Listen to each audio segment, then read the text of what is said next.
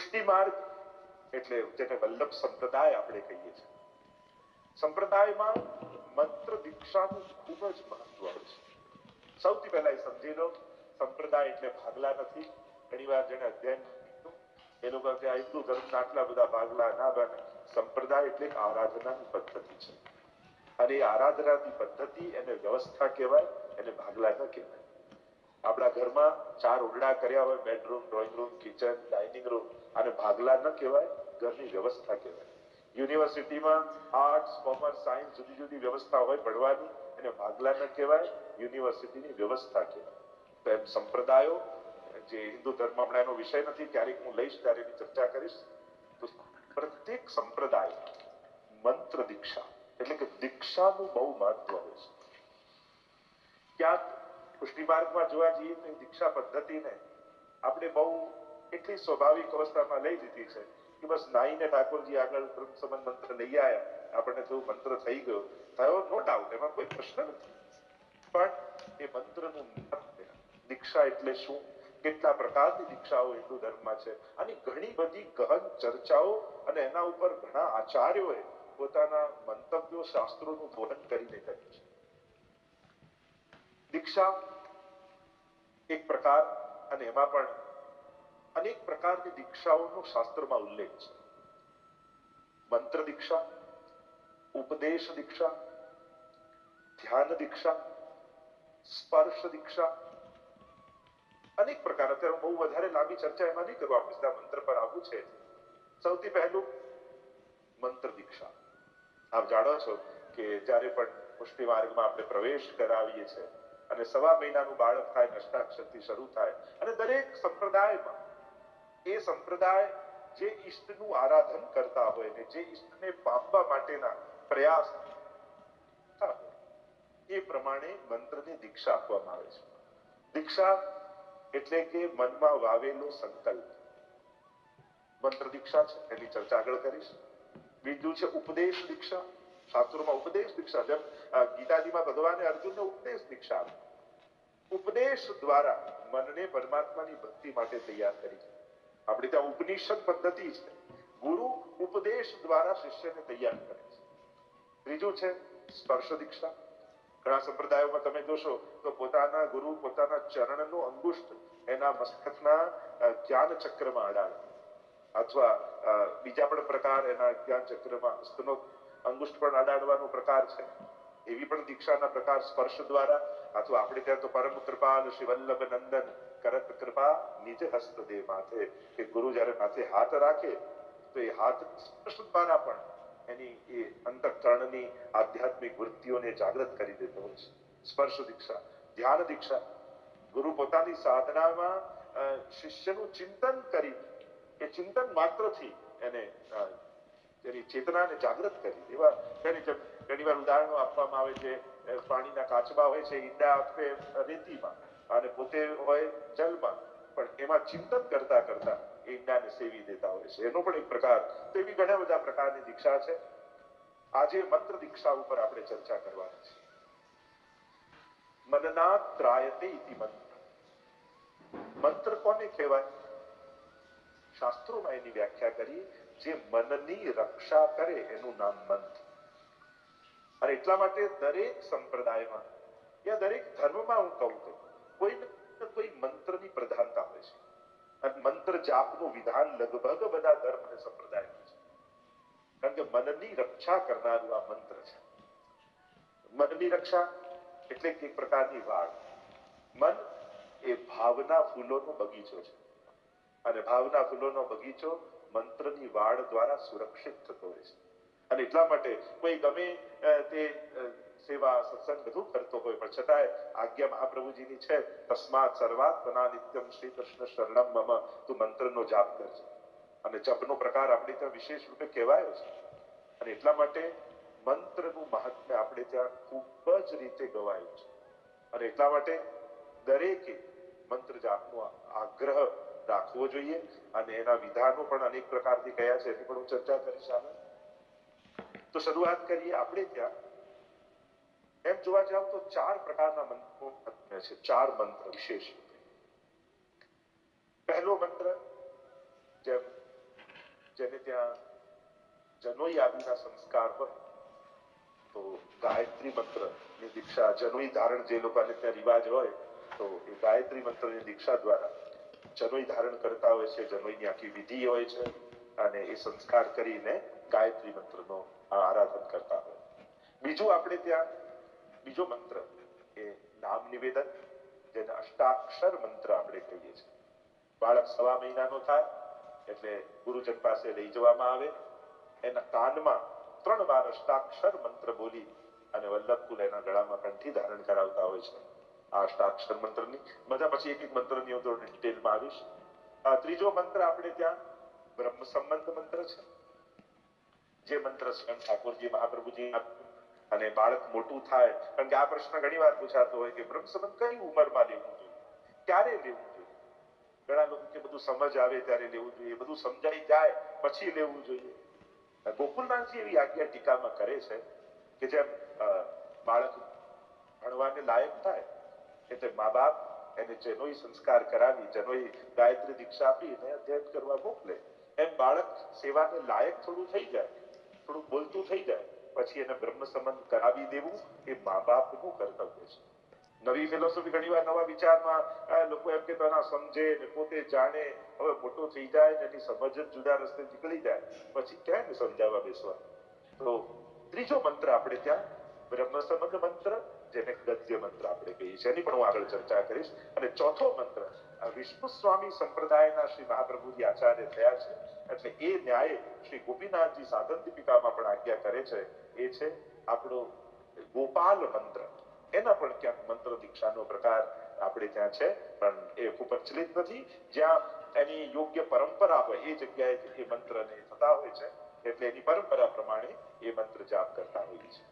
તો આ 4 મંત્ર લગભગ વૈષ્ણવી સાધનામાં આવતા હોય છે. અત્યારે બીજું કઈ ગાયત્રી મંત્ર અને ગોપાલ મંત્રની ચર્ચા કરવાનો અત્યારે વિષય નથી. હું પુષ્ટિમાર્ગીય મંત્રોની વાત કરીશ કે જે દીક્ષા લઈને જે લગભગ સાંભળી રહ્યા છે એ 99% લોકોએ આ બંને દીક્ષા પ્રાપ્ત કરી જશે. સૌથી પહેલું આપણો મંત્ર એ અષ્ટાક્ષર મંત્ર છે. અષ્ટાક્ષર મંત્ર નામ જ છે 8 અક્ષરનો મંત્ર. અષ્ટ અક્ષર એટલે એને કહેવાય અષ્ટાક્ષર મંત્ર. અને આ બધા જ જાણો છો, શ્રી કૃષ્ણ શરણમ મમ. ઘણી વાર લોકો અષ્ટાક્ષર મંત્ર પણ ખોટો બોલતા હોય છે. ઘણી વાર લોકો મમા કરે, ઘણી વાર મમની પાછળ વિસર્ગ, અને ઘણાને તો મનમાં જેવું છે આમ વિસર્ગ બોલી એટલે સંસ્કૃત થઈ જાય. બોલવાથી બધે સંસ્કૃત નથી થતું, ઘણી વાર સંસ્કૃત ખોટું થઈ જતું હોય છે. અને એટલા માટે શ્રી કૃષ્ણ, કૃષ્ણની પાછળ વિસર્ગ કૃષ્ણ, પછી શરણમ, ની ઉપર બિંદી, અને પછી મ અને પૂરો મ, આને કહેવાય અષ્ટાક્ષર મંત્ર. શ્રી કૃષ્ણ મારું શરણ છે. આનો અર્થ એમ થાય, શ્રી એટલે સ્વામિનીજી, કૃષ્ણ એટલે ઠાકોરજી, શરણ એટલે આશ્રય, અને મમ એટલે મારું. શ્રી કૃષ્ણ એટલે કે સ્વામીજી અને ઠાકોરજી મારું આશ્રય સ્થાન છે. આ મંત્રને આપણે ત્યાં ખૂબ જ મહત્તા આપી છે. મહામંત્ર જેને કહેવાયો છે. પ્રાગટ્યની ગાથા તો એવી આવે છે અષ્ટાક્ષર અને પંચાક્ષર મંત્રની. નિત્ય લીલાનો એ પ્રસંગ વર્ણન કરવામાં આવતો હોય છે કે જયારે એકવાર સ્વામીજી નિકુંજમાં અને ઠાકોરજી નિકુંજમાં બિરાજ્યા હતા. બધા પોતાની નિકુંજમાં બંને બિરાજ્યા છે અને પોતાની નિકુંજમાં બિરાજેલા ખૂબ જ તાપ થયો. સ્વામીજીનો ખૂબ વિરહ થયો. એટલે રાધા રાધા રાધા રાધા રાધા નામનું ઉચ્ચારણ કરતા કરતા ઠાકોરજીના રોમ રોમમાંથી સ્વામીજી પ્રગટ થયા છે. એટલો ઉત્કટ વિપ્રયોગ ધર્મી સ્વરૂપ સુધી પહોંચી ગયા કે જ્યાં રોમ રોમમાં જેનું સ્મરણ કરતા હોય એનું પ્રાગટ્ય થઈ જાય. એટલામાં સ્વામીજી મળવા આવે. દૂરથી જોયું નિકુંજમાં તો એક આભાસ એવો થયો સ્વામીજીને કે ઠાકોરજીની ગોદમાં કોઈ બિરાજેલું છે, કોઈ ગોપી. ખરેખર તો હતા રોમ રોમથી પ્રગટેલા સ્વામીજી છે, એ જ હૃદયથી પ્રગટ થયા હતા. પણ એવો આભાસ સ્વામીજીને થયો કે પ્રભુની ગોદમાં કોઈ ઓર ગોપી બિરાજેલી છે. એટલે નારાજ થઈ ગયા સ્વામીજી. નારાજ થઈને પીઠ દઈને બિરાજી ગયા. પ્રભુ આપને મળવાથી દૂરથી હું આવી અને આપ બીજા કોઈ સાથે બિરાજેલા છો, જાઓ આપની સાથે વાત. અને પીઠ દઈને વિરાજી ગયા. ઠાકોરજી પણ નારાજ થયા કે અરે આપના તો ચિંતનમાં રોમ રોમમાંથી આપનું પ્રાગટ્ય થયું અને આપ મારે જોડે બોલતા નથી તો હું આપની સાથે વાત નહીં કરું. અને પીઠ દઈને ઠાકોરજી પણ વિરાજી. પણ બંને એકબીજા વગર એક ક્ષણ રહી શકે એમ નથી. એવો તાપ થયો કે એ સમયે સ્વામીજીના હૃદયમાંથી, હમણાં એનો વિસ્તાર નથી કરતો, સમય અભાવ છે, કે સ્વામીજીના હૃદયમાં સ્ત્રી ભાવ અને પું ભાવ બંને વિરાજે છે. એ સમયે સ્વામીજીના હૃદયમાંથી કૃષ્ણ, ઠાકોરજીના હૃદયમાં બિરાજેલા સ્વામીજી બંને પ્રગટ થયા. ત્રીજું સાક્ષી સ્વરૂપ પ્રગટ થયું ને ત્રણેય સ્વરૂપ ભેગા મળ્યા અને શ્રી વલ્લભનું પ્રાગટ્ય નિત્ય લીલામાં થયું. અને શ્રી વલ્લભનું પ્રગટ્ય થયું ત્રિત રૂપમ તત્ત્રિતયાત્મકમ પરમ વિધેયમ સદા વલ્લભમ. એવા ત્રિતયાત્મક સ્વરૂપ શ્રી મહાપ્રભુજી પ્રગટ થયા. ગયા સ્વામીજી પાસે વિનંતી કરી કે આપનું ચિંતન કરતા હતા, આપ એમનાથી રિસાઈ ગયા. સ્વામીજી ખૂબ તાપ થયો, ખેદ થયો, અને આ તો મારાથી અપરાધ થયો. પાછા મહાપ્રભુજી શ્રી વલ્લભનું સ્વરૂપ પધાર્યું ઠાકોરજી પાસે. વિનંતી કરી કે સ્વામીજી તો આપને મળવા પધાર્યા ને એવો આભાસ થયો એટલે નારાજ. બંનેને મનાવ્યા. બંનેનો એક એક હાથ પકડી નિકુંજના સુવર્ણના સિંહાસન પર સ્વામીજી અને ઠાકોરજીને બિરાજમાન કર્યા અને ઘૂંટણીએ બે હાથ જોડીને આ વલ્લભનું નિત્ય લીલામાં પ્રગટેલું અલૌકિક સ્વરૂપ, બંને સ્વરૂપોને નિહાળતા સ્વામીજીને ઠાકોરજીને ટગર ટગર અપલક નેત્રોથી નિહાળતા જ્યારે હૃદયમાં એ બંને સ્વરૂપ સ્થિત થઈ ગયા ત્યારે આપના મુખમાંથી આ મંત્રનું પ્રાગટ્ય થયું. શ્રી એટલે સ્વામીજી, કૃષ્ણ એટલે ઠાકોરજી. પહેલા કહ્યું શ્રી કૃષ્ણ શરણમ મમ, શ્રી કૃષ્ણ શરણમ મમ, શ્રી કૃષ્ણ શરણમ મમ. આ સ્વરૂપની સામે હું આપની શરણે છું. અને આવા શબ્દોનું અલૌકિક ઉચ્ચારણ, એ અલૌકિક સ્વરૂપ જેનું પ્રાગટ્ય લીલામાં થયું હતું એવા વલ્લભના મુખારવિંદથી અને નિત્ય લીલામાં શ્રી આ અષ્ટાક્ષર મંત્રનું પ્રાગટ્ય થયું છે. અને એ અષ્ટાક્ષર મંત્ર જે ભૂતલ પર એ શ્રી વલ્લભ જ્યારે પધાર્યા અને ભૂતલ પર પધારી આ મહામંત્ર પોતાના વૈષ્ણવને આપ્યો. કારણ કે ગીતાજીનો પણ મામ એકમ શરણમ વ્રજ અને ભાગવતજીનો પણ સાર એ છે કે પ્રભુનું શરણ. અને એટલા માટે સર્વ ગ્રંથોના સારરૂપ આ મહામંત્ર શ્રી મહાપ્રભુજીએ વૈષ્ણવને આપ્યો છે. અને એટલા માટે બે કંઠથી આપણે ત્યાં ધારણ વૈષ્ણવ કરતા હોય છે. કારણ કે બે મંત્રની દીક્ષા તમને થાય છે, એક અષ્ટાક્ષર અને બીજો પંચાક્ષર જે બ્રહ્મ સંબંધ મંત્ર છે. એની પણ પછી આગળ ચર્ચા કરીશ. એટલે દરેક બ્રહ્મ સંબંધી વૈષ્ણવે ગળામાં બે કંઠી ધારણ કરવી, સૂતરના દોરાવાળી અને તુલસીના મણકા. આ આપણું વિધાન. ચાંદી સોનાની પહેરી વાંધો નથી, પણ એ શણગાર રૂપ કહેવાય. કંઠી એ હંમેશા જેમ જનોઈ છે તો સૂતરના તારની બનેલી હોય એમ કંઠી પણ સૂતરનો દોરો હોય અને મણકા તુલસીના માળાના હોય. એ રીતે આપણે ત્યાં એક વિધાન છે. તો અષ્ટાક્ષર મંત્ર શ્રી કૃષ્ણ શરણમ મમ, આની આજ્ઞા, આનો જપ કરવાની આજ્ઞા સ્વયં મહાપ્રભુજીએ પોતે કરેલી છે. અને તમે નવરત્ન આદિમાં બોલો છો તસ્માત સર્વાત્મના નિત્યમ શ્રી કૃષ્ણ શરણમ મમ વદત ભિરેવ સતતમ સ્તે વિદ્યે મે મતિ. સતત આનો જાપ કરો એમ મહાપ્રભુજી કહે છે. તો એટલા માટે શ્રી મહાપ્રભુજીની આજ્ઞા માની બને તો દરેક વૈષ્ણવે ઓછામાં ઓછી 3 માળા જરૂર કરવી જોઈએ. માળાજીનો પણ આપણે ત્યાં પ્રકાર છે. જે તુલસીના બને તો તુલસીના માળાની મણકાની માળા જે મળતું હોય એ નહીં લઈ લેવું, જે કરાતું હોય એ ગોતીને લાવવું. આ એક નિયમ બધામાં બનાવવા જેવો છે. અમને તો આવા જ શિંગાર મળતા હતા એટલે લઈ આવ્યા, અમને તો આવા જ વસ્ત્રો મળતા હતા એટલે લઈ આવ્યા, અમને તો આવું જ ઠાકોરનું સ્વરૂપ મળતું હતું એટલે લઈ આવ્યા, અમને તો આવી જ માળા મળતી લઈ આવ્યા. આ નબળો પક્ષ છે. મળતું તું ને લઈ આવ્યું. ઘણા લોકોને કહેતા અમે તો પેલા ઇન્ડિયામાં વૈષ્ણવ હતા પણ અહીંયા આપણું મંદિર નતું, બાજુમાં આનું હતું એટલે એની કંઠી પહેરી. હવે આવા નબળા મનના લોકો ક્યાં પહોંચી શકવા? આનાથી મોટો દુર્ભાગ્ય બીજો કોણ હોય કે પુષ્ટિ માર્ગ નો અનુયાયી અને પરંપરાથી હોવા છતાં બીજાની કંઠી પહેરવાની જેની ઈચ્છા થાય, માનજો કે આના શરીરમાં લોહી એની ખુમારી નથી. જેને પોતાના વૈષ્ણવ થવાની એ વૈષ્ણવ માર્ગમાં ક્યાં ચાલી શકે? તો નબળા પક્ષની જ અમારી સાથે જોડાયેલો વૈષ્ણવ હોય એનું લક્ષ્ય ઊંચું હોય. એ નબળો પક્ષ ન કરે. એ મહાપ્રભુજીની આજ્ઞાને સર્વોપરી માની અત્યાગ્રહ રાખી અને એને ફોલો કરવાનો આગ્રહ ના મારે આ જ કરવું છે. તો માળાજીનો પણ આપણે ત્યાં પ્રકાર છે. ગૌમુખી રાખવાની. ગૌમુખી કહીએ ને, ગાયનું મુખ, એમાં તો સમસ્ત દેવતાઓનો વાસ છે. એટલે ગૌમુખી અને માળાજી કરવાનો પણ પ્રકાર. પછી ક્યારેક થશે, આપણી શિબિર થશે ત્યારે હું બધું શીખવાડીશ. પણ જેમાં ગૌમુખ હોય એવું રાખીને આ રીતે માળા ફેરવવાનો ક્રમ ફેરવતા હોય, સુમેરું આવે ત્યારે એને ફેરવી લે અને પાછા માળા ફેરવે. આવું આખું માળાજી ફેરવવાનો પ્રકાર. તો જયારે પ્રત્યક્ષ આપણી શિબિર થશે ત્યારે આપણે બધા જ એક જગ્યાએ ક્યાંક ભેગા થઈશું ત્યારે આ બધી જ રોજબરોજના ઉપયોગમાં આપણી બધી વસ્તુઓ છે, મારે એની ચર્ચા આપ લોકોની સાથે કરવી છે. મોટા મોટા ગ્રંથો સુધી તો આપણે જયારે ભવિષ્યમાં જઈશું પેલા બેઝિક રોજબરોજ જે કરીએ છીએ એ સાચી રીતે ને સારી રીતે કરીએ, એને માણી. અષ્ટાક્ષરનો એક એક મણકો, આપણે ત્યાં તો કેટલી એની ભાવના છે કે 108 નિકુંજ છે અને આ એક એક મણકા એક એક નિકુંજમાં એમાં બિરાજેલી ગોપી છે. એટલે તમે શ્રી કૃષ્ણ શરણમ મમ જયારે જપ કરો છો ત્યારે ઠાકોરજીની 108 કુંજમાં બિરાજેલા એક એક ગોપીજનને ભગવત સ્મરણ કરો છો. એના ભાવને તમે ધારણ કરો છો. જો આવો ભાવ રાખીને એક એક મણકો ફેરવો તો પછી ઉતાવળ ન થાય ફેરવાની. પછી તેમ થાય મારે કોઈ ગોપીજનને છોડવાનું, એક એક ગોપીજન સાથે ભગવત ભાવનો સંપર્ક કરીને પછી મણકો આગળ જવા દેવો છે. અને જે સુમેરું છે એ સ્વામીજી પોતે છે, એટલે જ એને ઓળંગાય એને ફેરવી. આવી આખી વાત જે દિવસે ભાવના સમજમાં આવે ત્યારે એક મણકો પણ વધારાનો જતો રહ્યો ને તો મનમાં અફસોસ થશે ત્યારે એક મણકો ચૂકાય. આ ભાવના મહત્તા આ જયારે જાણીશું, કારણ કે મહાત્મ્ય જયારે બુદ્ધિ બહુ ન રાખી શકે ને તો હૃદયની ભાવનાઓથી આધ્યાત્મિક માર્ગમાં આગળ ચાલે. કારણ કે આપણી બુદ્ધિ એટલી તર્ક કુતર્ક કરનારી છે કે જલ્દી વસ્તુ સ્વીકારતી નથી, અને સ્વીકારવામાં મોડું કરે છે ને તો આપણી યાત્રા મોડી પડી જાય છે. તો જયારે બળ બુદ્ધિનું કામ ન કરે ત્યારે હૃદયને તાકાત બનાવી દે.